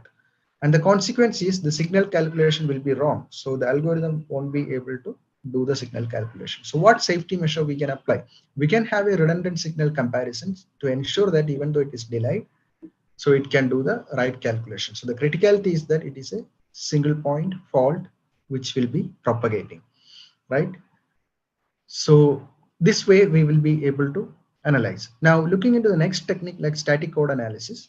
So where the tools can actually do source code inspection or even the model for patterns matching for non-fault or even compliance with modeling or coding guidelines like MISRA coding guidelines, CERT coding guidelines, BAR coding standard, AUTOSAR coding standard. So there are a lot of coding standard which focuses on critical application development, safety critical as well as security critical application development. So code reviews, quality reviews, data flow analysis, control flow graphs, call graphs, and anomaly detection facilities. So these are the activities within the static code analysis which will ensure that the flaws which are related to each of the components is identified and mitigated during the implementation stage itself. So here is an example which I am giving from the tool suite, which includes the code review report according to the CERT rules. So you can see that there are a lot of non-compliant rules which are listed by the report, as well as the quality report states clearly like the matrices for quality measurement, like the cyclomatic complexity, the number of nodes. So there are at least 15 plus matrices which can be used to measure the software quality. So this way tools will be able to provide you the reports. You can do a thorough look into the report and make sure that whether these flaws can be corrected during the implementation stage itself. So static analysis tools won't be using your compiler. It basically use an internal parser to verify the source code and provide you such kind of reports during implementation stage itself. So the prerequisite is that the source code need to be syntactically correct. In the sense means it should be a compilable code. It shall not be a, it's not necessary that it has to be a buildable code. So the moment you have a compilable piece of code, you will be able to do this analysis during implementation and do the corrections. Now here are some other examples related to the control flow analysis. ISO 26262 also recommend you to verify the coupling. If you have design simulation facility, if you are using tools which has simulation facility for the design, definitely for every use cases you can simulate it and you can verify it at the design level. So in case if you do not have a design tool and you are directly implementing the source code from the low level requirements or from detailed design information of the software like SSD documents, software detailed design information. So if these documents are your reference and if you try to implement the source code, the control flow analysis, you can verify it at the source code level. So this is a visualization of the control flow analysis. To verify the coupling, what do you do? We can basically look at the control coupling information. So this control coupling is at the static level. We can also see the control coupling at the dynamic level so that we can see whether all the number of calls to a function has been executed, all the control couples going out, coming into the function, fan in and fan out. These two things are you able to cover 100%. So 100% control couples are covered means you have a predicted output for every invocation of a software component. So this is what we need to prove. There shall not be any invocation which do not have a real requirement in place. So you will be doing your normal requirement based test at the integration level or at the system level, and then the control flow analysis will be done, and that will definitely help you to make sure that all the control couples are executed. So here is an example of a call coverage report. You can see that for one of the files which I was performing the software safety analysis, I got around 90% call coverage during an integration test. So the reason is that I have 31 calls, and out of that 3 calls are not covered and 28 calls are covered. So I have performed all my requirement based test, and it is very evident that a call from the add product function to user interface show on this line number is not executed. So that means independently every function is perfectly matching with my low level requirement. I have performed the unit level testing and proved that the behavior is perfectly okay. So functional behavior, safety behavior, it's working. But what about the coupling analysis? When I look into the coupling, there is a call and there is a possibility that this call will never get covered, or there is an additional combination of input which is required for triggering this call. So now we need to have a look at, okay, what is the combination of input? Do we miss anything in the test plan, or do we miss anything in the requirement document at the integration level, at the high level?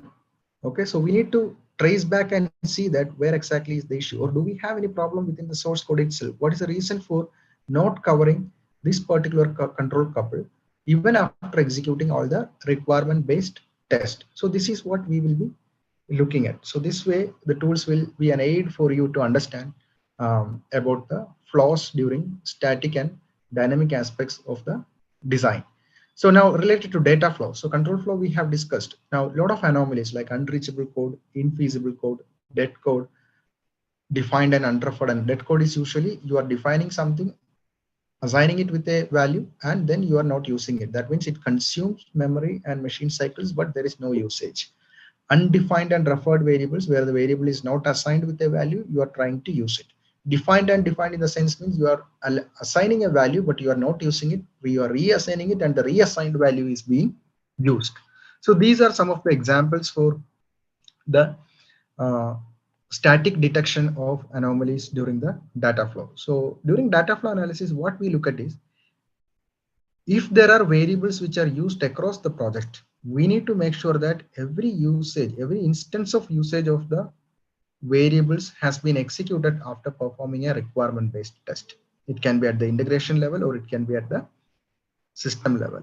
Okay, so this is how the verification activity is complementing the design principles we have discussed in the beginning. So in this report, you can clearly see that all the variables are listed down here. You can see the variable is from which file, which function, whether it is a local variable referred in line number 29, used on line number 30, 31. And there are few usages like line number 188. There is a reference of the cell spacing variable which is never executed. So either you might have not have completed the requirement based, few tests are pending. You may need to run it to cover all these usages. Sometimes you might have already completed your requirement based test at the integration level, but still you are getting a lot of uncovered usages of variables within the whole project. Okay, so that's a clear indication of where the data is flowing, how it is flowing. Is there a need for the data? If there is no need, why it is there? Do I need any robustness test cases to execute it? Do I need to record it? So all these questions will come into picture, and we can ensure that the data flow related flaws are eliminated during the implementation stage itself. Now, how do we prove the freedom from interference? So as of now, we were discussing about having these software components and eliminating the design flaws, which will help us to minimize the common cause failures as well as cascading failures. So now we need to prove even freedom from interference with respect to the components which are acting together for a common functionality. So now let us see here, the design measures concerning memory, communication, and time need to be addressed. For example, in the code domain, for freedom from interference proof, you need to ensure that faulty software is capable of modifying the executable code or not. From data domain, faulty software or wrongly configured bus masters, it can write to variables, parameters, task control blocks, heaps, and stacks. For example, if there is a CAN gray communication happening, or hardware resources, for example, faulty software or wrongly configured DMS could write to configuration registers and hardware devices. And program control flow, sometimes the faulty software may have the capacity to modify a sequence of other safety software. For example, like corrupting interrupt vectors, stacks, missing restore of registers and flags. So all these things can happen, or even time-related activities. Faulty software influences correct timing of a safety software. For example, the safety software need to identify, detect, and transition into a safe state within so and so millisecond, which is not achieved due to the influence of a faulty software component. By blocking the resources, high frequency of context switches can happen, or even due to software interrupts. That's the reason in the design section, we were discussing about minimizing the interrupts for highly critical systems, right? So these are the things we need to take care. Now, how we can take care of all these things? Basically, we need to create test cases. So here you can see there is a screenshot from LDRA's TB run module, which is a completely automated solution for creation and execution of test cases. So you can see here, with respect to the CRC check, I have created the test case. And for data write protection, I have created a test case for writing data on protected environment address. Then I have created a test case to ensure that safe data types are used. Then any wrong access to configuration registers, I have created a test case to verify it, and writing into the checkpoint stack, verifying the supervision checkpoint. So these all are some of the techniques through which I have created test cases, and I am trying to prove that, okay, these test cases, when I'm getting a pass, that indicates that, okay, this kind of access is not there in the component which I have implemented. So these test cases will help me to ensure that there are no design flaws that will propagate a fault from one component to another component with respect to memory, time, or space. All right. So these all will be single point failures with cascading effect. So the tools will help you to eliminate this. But the main thing is the test plan need to be created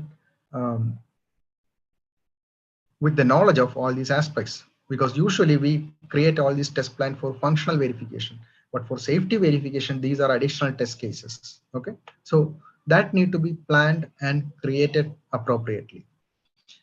So now freedom from interference we have seen with respect to memory, time, and space. Now we need to even prove that there is absence of dependent failures, right? So that means independence of each components need to be failed. Each safety component and functional component need to be independent of other component, so that if there is a failure also, that doesn't become a common cause failure. So what we will be looking at? We will be looking at shared resources, redundancies, safety functions, as well as environmental issues, right? So common cause failures usually happen due to systematic errors or unspecified conditions. So unspecified conditions within the source code, usually we can eliminate it by application of coding standards, because coding standards are there for ensuring that we have a safe subset of the language that is being used in our application, and we do not have any unspecified, undefined, or implementation defined language construct in the application. So that's the idea, right? So coding standard will help us to eliminate the unspecified conditions. So for systematic errors, definitely we need to look at the resources, redundancies, safety functions, as well as environmental issues. Now, what are the coupling factors we will be looking for a dependent failure analysis? For example, we have two functions, a critical component and a functional component. So you can see here, there are classes of coupling factors that can be applied as checklist to any level of abstraction, including the system level, software level, hardware level, and even at the ECU level. So here you can see the coupling is related with respect to inputs. So shared inputs can be used by the functional component as well as safety components. Shared communication bus, identical data types, shared resources, systematic coupling in the sense means the coupling related to compilers, linkers, programming errors, environmental influences such as spacing, EMI, ESD, dust, and water. Okay, so these are the coupling factors which we need to analyze for performing a dependent failure analysis with respect to any given two components. So now how do we derive test cases to verify these dependent failures? So the test cases can be derived from guide words. So this is again a screenshot from ISO 26262 document, which gives as an example for deriving test cases based on the guide words.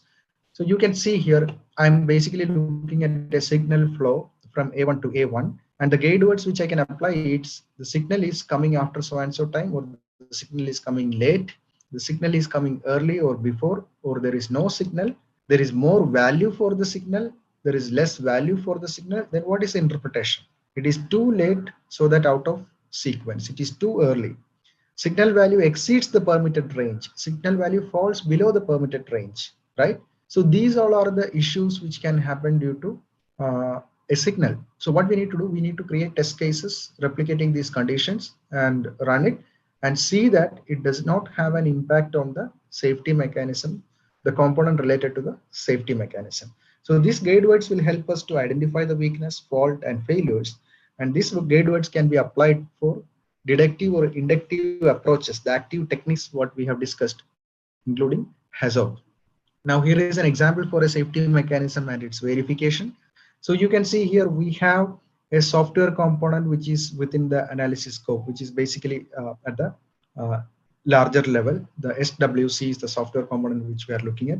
And this is allocated with the safety components as well as there are non-safety related components. So here SWCY is a non-safety related component from where we are getting a signal to a safety function.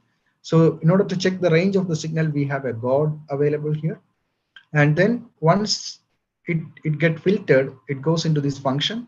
And there is a comparator function which will be looking at the input value along with the monitoring function. So it will compare it to ensure that there is no issue with respect to the signal, and then it processes for the output. So in this scenario, what happens is like we can create test cases. Like if the signal is more, the signal value exceeds the permitted range. So we have a guard M which limits the signal to the permitted range. So the maximum range I have provided in this example is like 100. Okay. So the inputs what I can provide is like I can give an out of bound value. I can give a value within this range. I can give a too large value. It's more. So basically I'm looking at exceeds the permitted range means a large value I can give. The function will generate erroneous output and I need to verify the output value for X. So this is what happens. Similarly, for less value falls below the permitted range. So I may be looking at a range. So the permitted minimum range is 10. So I will be looking at a value which is less than 10 and look at what is the output. Then other than that, if there is a non-consistent value, so I may be providing a value such as -1, and then I may be seeing like how exactly it is behaving. So this is how the dependent failure analysis can be verified by creating test cases from the guide words. So we have clear indication of these activities and techniques for performing the software safety analysis within the ISO 26262 document. And many people have successfully used the same testing tools which are being used for functional verification. So the same tools can be applied, but only the test cases differs. For FFI, you create the test case based on the constraints like memory, time, and space with respect to two components. For DFA, you create the test cases based on guide words, which can be applied for the components to ensure that there is no coupling factor which is going to impact and create a failure. So what exactly as a user you need to do? You need to choose the right technique for SSA, which is crucial in discovering the fault. So we discussed about a lot of active and passive techniques, how it is complementing the principles of design. We have seen all these things. So definitely when we do a tailoring for our project related activity, incorporate all the necessary activities within our plan and refine it during the life cycle phases. So this is the thing which we can do. So choose the right technique at the right phase, you refine it, and then ensure that you are able to discover the fault. And the safety analysis can be carried out, and the results are used to identify dependent failure initiators or interference during DFA and FFI. So remember that this is the objective of our safety analysis, to identify common cause failure initiators as well as cascading failure initiators. And additionally, you may need to do verification of static and dynamic aspects, which is specified as a design principle, which is traditionally a tedious activity. But if you do it using tools, because tools are available, so make use of these tools, you will be able to ensure that the design is error prone, even though if there is no model used for generating the code. And the design weaknesses and fault can be revealed by performing static analysis. So static analysis not only do the code reviews as per coding guidelines and quality reviews as per the software quality for measurement formal methods. It can also help you to ensure that the design weaknesses can be identified and rectified. So code level verification can be used to prove the effectiveness of safety mechanism by creating and executing test cases. So definitely for software safety analysis, we can verify it at the code level by creating test cases for DFA and FFI and by using the existing tools. So there is no additional cost involved with respect to the tools. So make it part of your plan, use the tools which are integrated, automated and certified like LDRA tools, which will help you to do it. So this is very evident, like choosing the right tools, choosing the right plan and implementing it. That is the right method to ensure that you can perform a successful software safety analysis. So I hope the session was useful to you. So in case if you have any questions, I will try to answer those.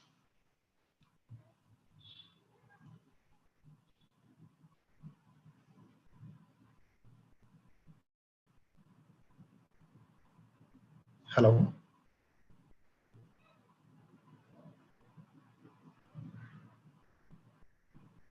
Hello.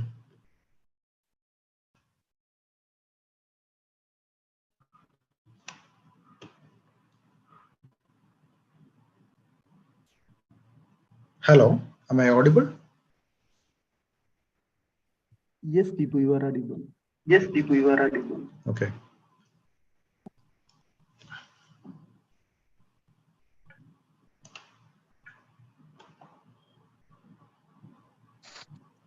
Yeah, could you please let me know what is the Could you integration? please let me know what is the integration? Sorry, your voice was not clear. Can you please repeat?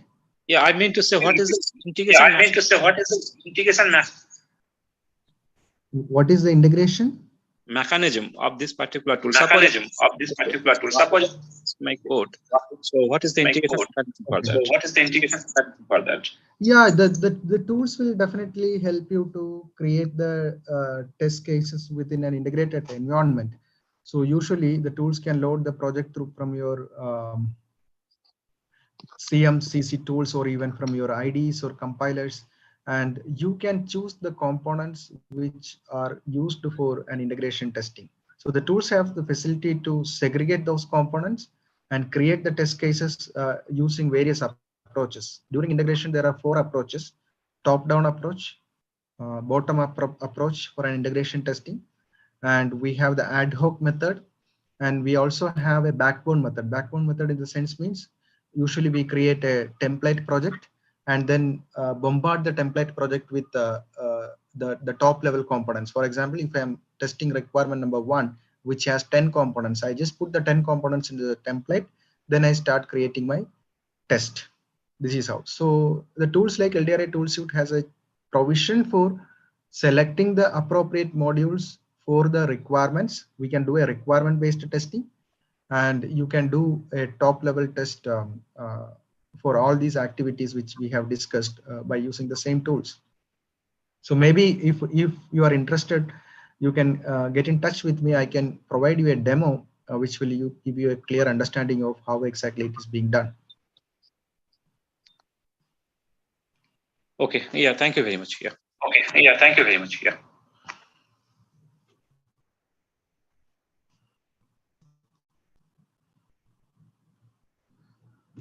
So do we have any more questions?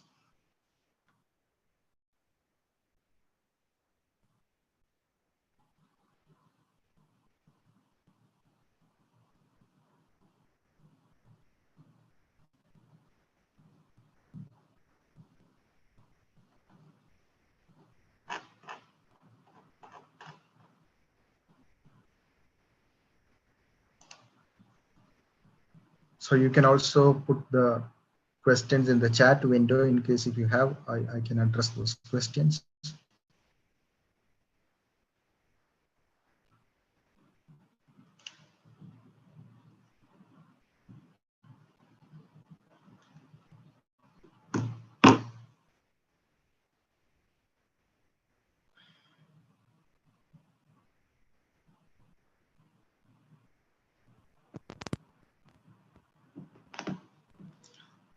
It seems like there are no more questions. So thank you very much, everyone, for your attention and presence. And also, I wish to thank the ANCIT team for conducting this webinar. Thank you. Yeah. Thank you, Deepu. Thank you so much for your time. That was definitely a very elaborate and extensive discussion on the safety and security analysis of embedded systems.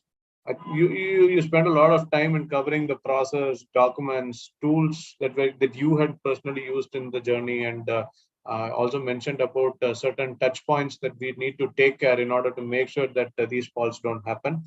And to eliminate issues. I think that was a very interesting roadmap for someone who would like to start a journey on security and safety analysis.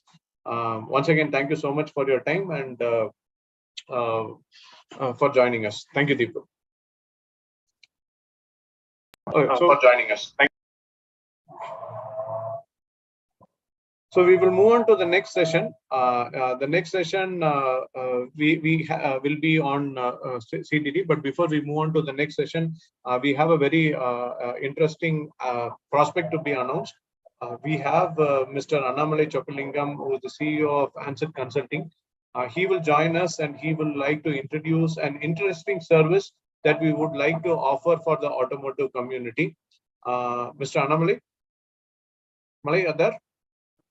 Yes, I'm there. Thank you, Karthik, for the intro, and great to see so many interested people on a Saturday afternoon actively listening to the interesting tech talks that are going on. I'm just going to not take more than 5 minutes. Like Karthik just said, we just took taking this opportunity to. So you can see my screen? Yes, Malay, we can. Yes, we can. Okay, see. Great.